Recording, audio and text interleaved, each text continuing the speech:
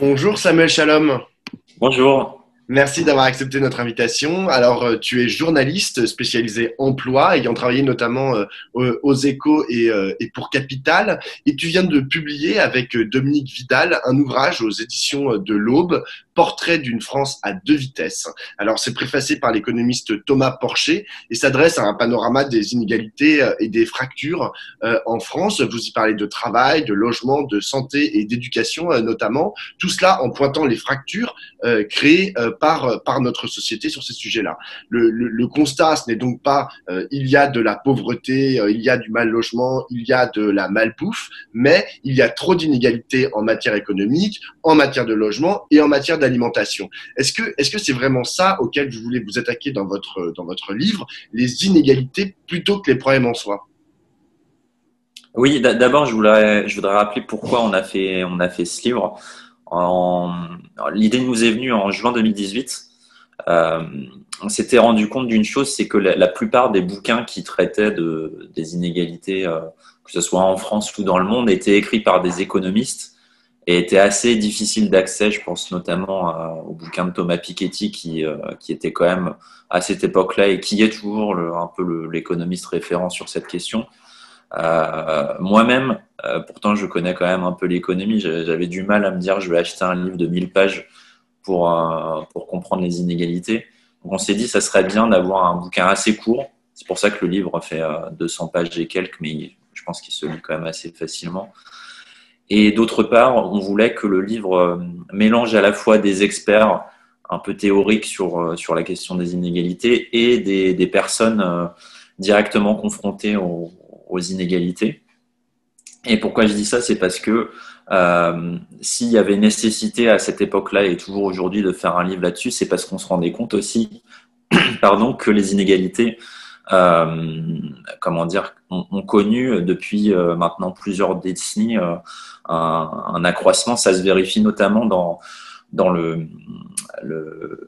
les différentes études que fait l'INSEE, notamment sur les inégalités de revenus. Avec ce qu'ils appellent les rapports interdéciles. Ça veut dire, par exemple, les 10% les plus riches et les 10% les moins aisés. Et quand on compare la différence entre ces personnes très aisées et ces personnes les moins aisées sur plusieurs décennies, et je crois depuis le début des années 2000, ça s'est même accentué, si je dis pas de bêtises, y a un écart qui est toujours plus grand entre les très riches et les très pauvres. Donc d'abord, il y a ça, mais ça se vérifie aussi au travers de tous les chapitres, on en parlera peut-être après, qu'on a couvert dans le bouquin. Il y a des accroissements d'inégalités, que ce soit en matière d'emploi, de transport, de logement, Mais de, est-ce que, de mais est-ce santé. que, en fait, dans le premier chapitre, je crois, dans le chapitre qui s'appelle Mode d'emploi, vous écrivez que vous voulez, votre objectif, en fait, c'est de mettre en avant des approches concrètes, en fait, des inégalités. Mais du coup, ça se manifeste comment, en fait, concrètement, une inégalité? Genre dans la vie quotidienne, ça se manifeste comment? Est-ce que ça se manifeste? Oui, bah, bien sûr, ça se manifeste parce que, par exemple, typiquement, tu es salarié dans une boîte, tu connais pas forcément le salaire de ta collègue, mais ta collègue, elle est souvent moins bien payée que toi, et ça se vérifie dans quasiment toutes les entreprises, même si là, sous le gouvernement Macron, ils ont essayé de mettre en place une sorte d'indicateur des inégalités de salaire, qui est, je le trouve quand même pas complètement parfait. Mais dans la plupart des entreprises, il y a des écarts qui vont jusqu'à entre 15 et 20% d'écart de salaire entre hommes et femmes. Donc déjà, ça, c'est une inégalité facilement quantifiable. Il suffit de demander, tu demandes à emploi égal et à poste égal dans une boîte à ta collègue ou à ton collègue, si tu es une femme, quel est ton salaire. Et là, tu t'en rends compte directement de l'inégalité. Après, l'inégalité, ça peut aussi être inégalité territoriale. Bon, on l'a vu depuis le mouvement des Gilets jaunes avec ce qui a donné, comment dire, la base du mouvement des Gilets jaunes, c'était quand même une révolte contre une taxe sur le carburant. Et la voiture, par exemple, c'est une inégalité suivant qu'on habite dans une zone totalement couverte par les transports en commun ou pas. Parce que par exemple, ce qu'on oublie souvent, c'est qu'une personne qui habite à Paris ou en banlieue parisienne, ou un endroit en tout cas qui est couvert par les transports en commun, il peut se faire rembourser 50% des transports, alors qu'une personne qui prend sa bagnole pour aller tous les jours au boulot et qui habite je sais pas, à 50-100 km de son travail, il n'a aucun remboursement la plupart du temps de l'essence, quoi. Donc il paye plein pot de sa poche. Et il y a notamment un urbaniste, je crois, qu'on a interviewé dans le chapitre sur les transports, qui explique, je crois, qu'il y a plusieurs milliers d'euros qui sont consacrés par salarié chaque année pour les transports en commun, alors qu'il y a 0 € qui sont consacrés pour quelqu'un qui prend sa voiture tous les jours pour aller au travail. Donc voilà, concrètement, c'est pour ça qu'on parle de ça dans la partie mode d'emploi au tout début du livre. Concrètement, il suffit de questionner son voisin ou son collègue pour se rendre compte des inégalités, quoi. Alors, la première, parmi toutes les inégalités que vous traitez, la première, vous commencez par celles qui sont liées au travail. T'en as un peu parlé. Alors, qu'est-ce qui crée le plus d'inégalités en matière de travail? Tout à l'heure, tu as parlé de la rémunération. Mais est-ce que c'est la nature du travail en soi et donc sa rémunération, ou est-ce que c'est la nature du contrat qui nous lie au travail? Parce que vous parlez aussi beaucoup de ce contrat de travail. Est-ce que c'est un CDD? Est-ce que c'est un CDI? Est-ce que c'est une auto-entreprise? Ou est-ce que d'ailleurs on parle aussi de la recherche d'emploi? Qu'est-ce qui crée le plus d'inégalités en matière de travail? Tu as raison sur la question du contrat. En fait, en France, on a l'impression que la plupart des gens sont en CDD. Bon, déjà, ça, c'est une idée fausse. La plupart des gens sont en CDI. Il y a une majorité de CDI, je crois que c'est entre 85 ou 90%, 85, je crois, de CDI. Mais en revanche, là où les gens ont raison sur les CDD, c'est qu'en volume, donc en nombre de contrats signés, les CDD sont plus importants. Et ça s'explique parce que, et ça c'est un mouvement qu'on observe depuis, je pense, plusieurs décennies aussi maintenant. Il y a énormément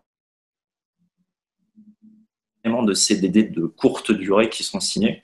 Donc ça veut dire que les personnes qui sont en CDD, donc les 15% là, des personnes qui sont en CDD, sont de plus en plus obligés d'accepter des contrats d'un mois, parfois d'une semaine, voire de quelques jours. Ça, je crois qu'on peut pas savoir la durée exacte, mais dans les faits, j'ai souvent lu des interviews de gens qui étaient obligés d'accepter un contrat d'une journée, voire d'une demi-journée. Donc avec ça, lorsqu'on a un contrat de si courte durée, c'est toutes les autres inégalités qui s'enchevêtrent. Parce que lorsqu'on a un contrat aussi précaire, c'est difficile à la fois de louer, bon, d'acheter, n'en parlons pas, c'est impossible d'avoir un prêt pour un logement pour ça. Et puis tout s'accumule. On va rogner sur ses dépenses de santé parce qu'on n'aura pas les sous pour. On va rogner sur les vacances aussi, ça c'est un chapitre qu'on traite dans le livre.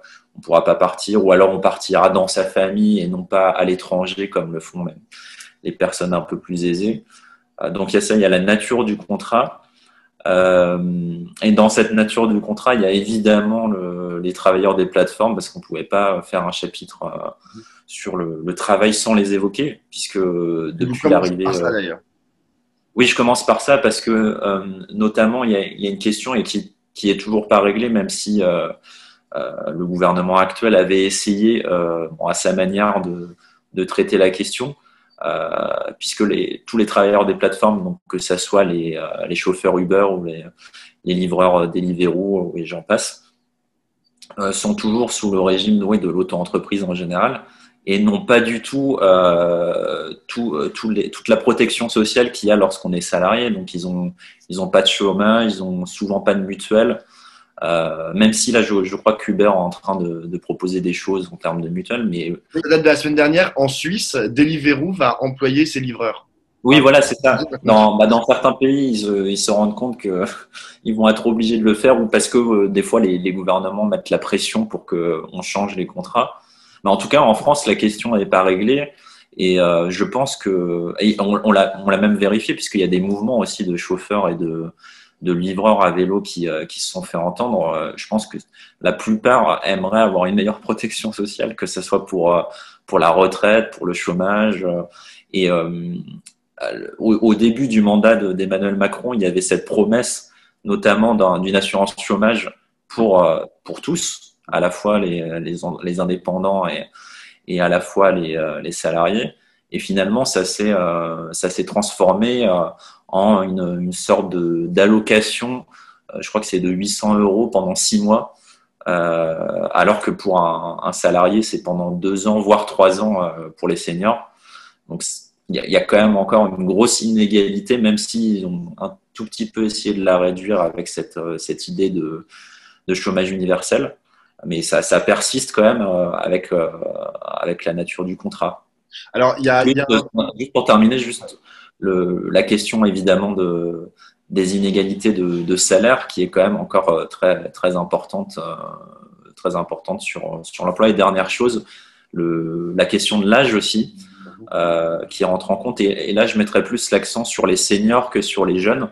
Parce que comme le montre Eric Heyer, l'économiste à l'OFCE qu'on interviewe là dans ce chapitre-là, le chômage des jeunes est un peu à relativiser parce que souvent, on inclut dans le chômage des jeunes des personnes qui sont encore en études.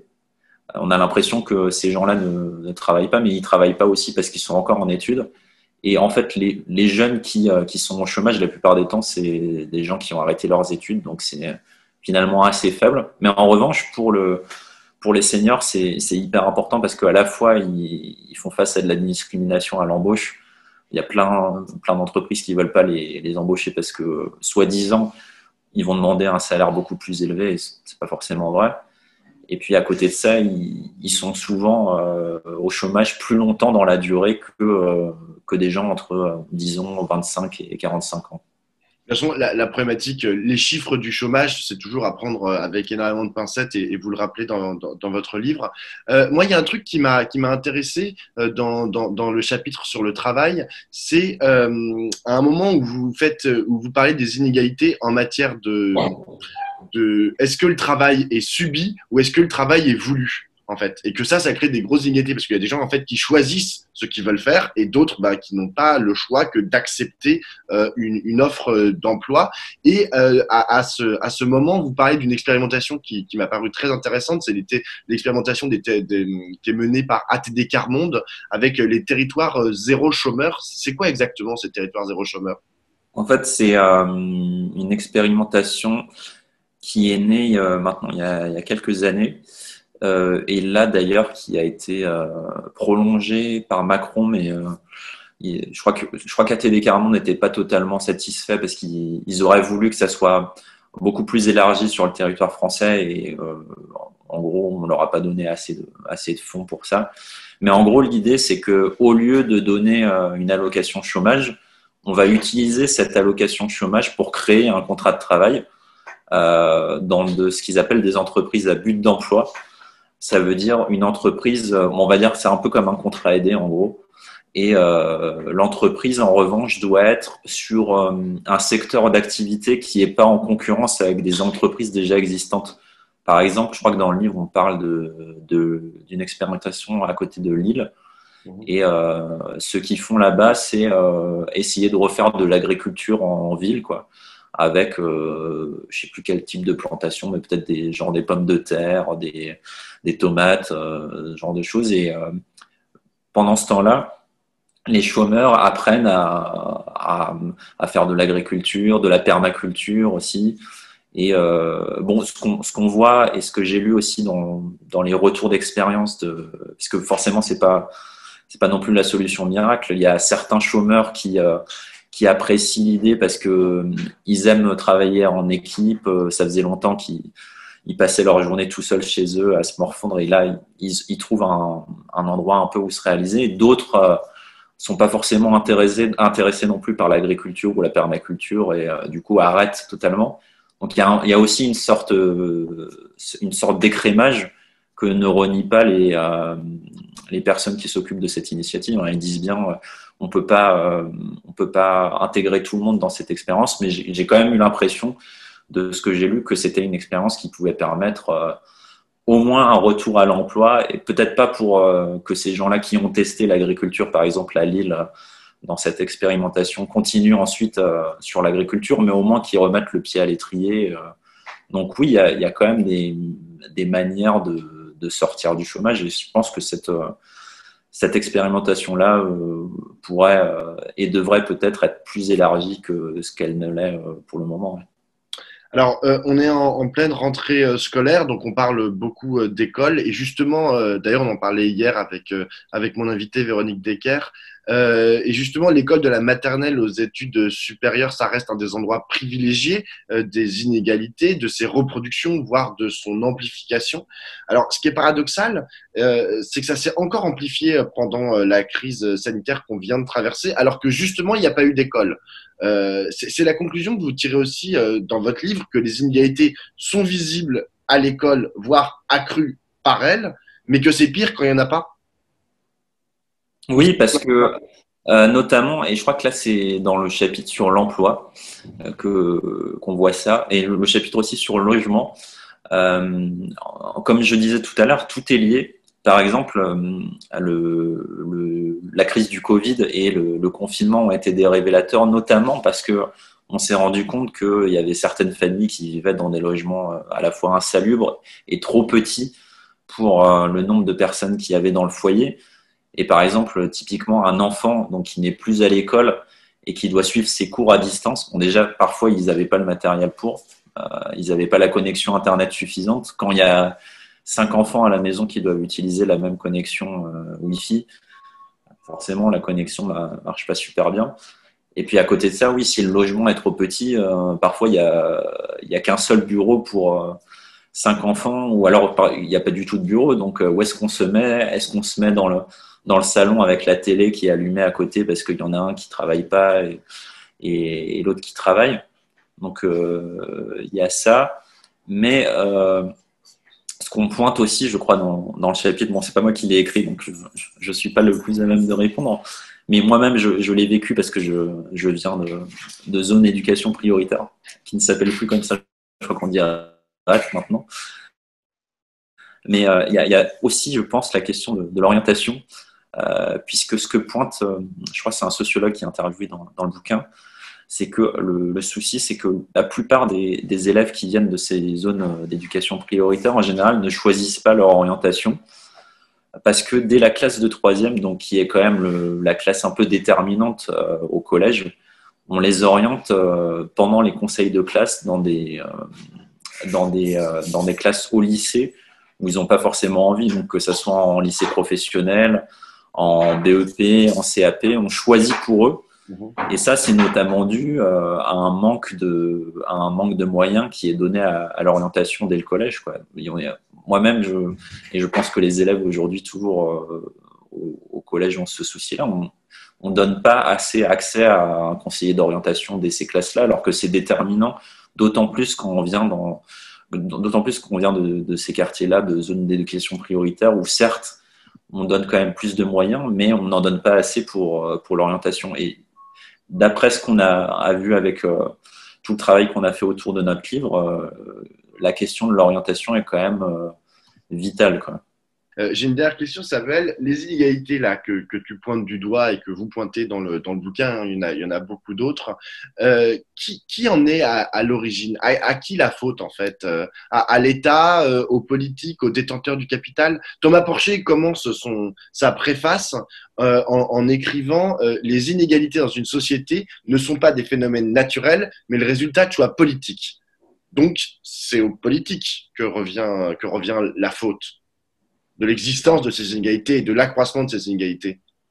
Il y a sûrement une part. Après, moi, je me suis surtout basé sur les faits et je peux te donner que des exemples assez précis. J'aurais du mal comme le fait Thomas Porcher de manière très intéressante dans notre préface, à te dire de quel gouvernement ou tel autre gouvernement les inégalités sont liées. Bon, c'est sûr que le système, par exemple, si je prends le système du travail actuel, c'est sûr qu'il n'est pas forcément vecteur de réduction des inégalités, notamment sur la question des salaires dont on a parlé, les inégalités de salaire. Pour le moment, il n'y a aucune raison pour une entreprise de s'obliger à réduire les écarts de salaire, puisque dans le nouveau dispositif qui a été mis en place par le gouvernement actuel pour limiter les écarts de salaire, il n'y a aucune sanction qui est proposée. Donc, si tu continues à avoir, je sais pas, 10-15% de différence entre un salaire d'homme ou de femme sur le même poste à niveau de diplôme équivalent, tu t'en fous un peu si tu continues à le faire parce que tu vas pas avoir de sanctions financières. Je pense que c'est surtout ça, en fait, pour la côté entreprise, tant qu'il n'y a pas de sanctions financières, il y aura pas de réel changement. Mis à part s'il y a une vraie prise de conscience, mais sur ces questions-là des salaires, je pense pas que ça peut se faire sans. Et je pense qu'une des solutions pour la réduction des inégalités, en tout cas au travail, c'est de passer par les sanctions, voire les quotas. Ça, c'est un avis personnel, mais les quotas, par exemple, pour plus de diversité hommes-femmes ou même en termes d'origine sociale, ça doit passer par des quotas, à mon avis, parce que sans les quotas, il y a certains changements pour diminuer les inégalités qui ne peuvent passer que par des obligations. Et d'autre part, ça aussi, je trouvais ça intéressant, on l'a pas encore mentionné, il y a la question du logement et notamment des logements sociaux. Il y a tout un souci, parce que j'ai rencontré la présidente de l'Union sociale pour l'habitat, donc c'est ce qui regroupe tous les logements sociaux en France, qui me disait qu'il y a un souci dont on parle peu, c'est que la répartition des logements sociaux en France est encore tributaire de la répartition qui avait été faite au moment où la France était un pays avec plein d'usines.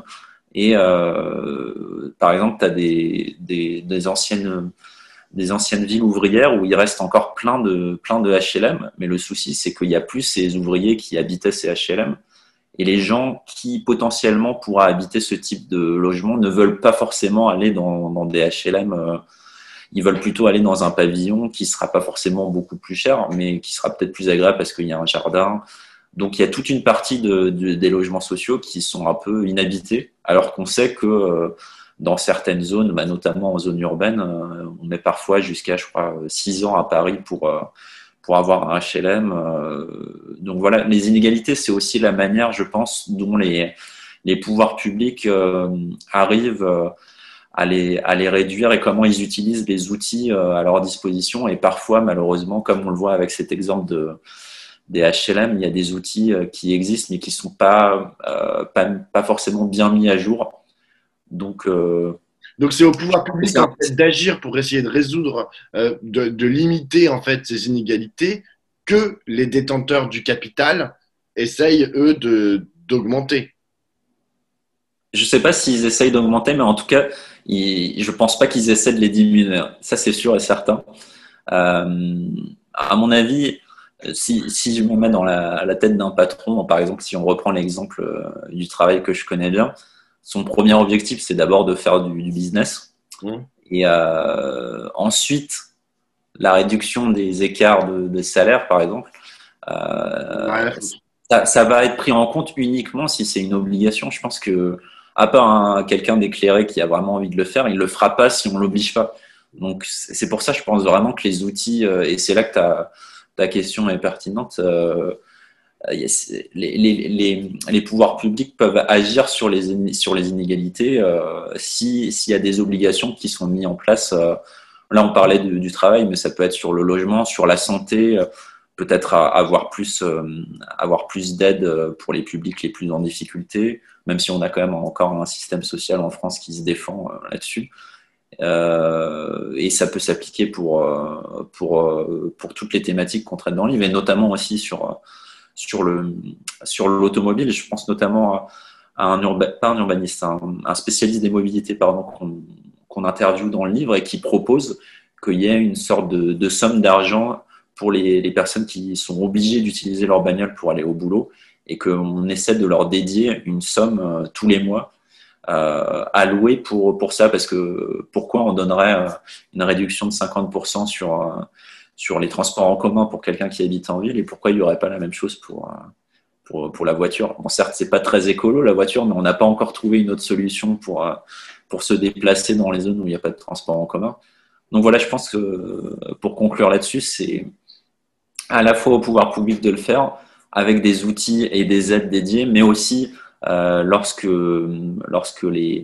les personnes qui créent ces inégalités ne veulent pas forcément se remettre en question, passer par des obligations. Et selon moi, ça doit passer à la fois par des quotas et par des sanctions financières. Parce que sans sanctions financières, moi, je serais chef d'entreprise. Bon, certes, j'ai des valeurs, je pense, j'essaierai de les diminuer. Mais je pense que je serai encore plus amené à diminuer les inégalités si on m'y oblige. Ça, c'est sûr et certain. Ouais. Pragmatiquement, c'est ce qu'il faut faire. Ok, merci beaucoup Samuel Shalom. Bah, merci pour l'invitation.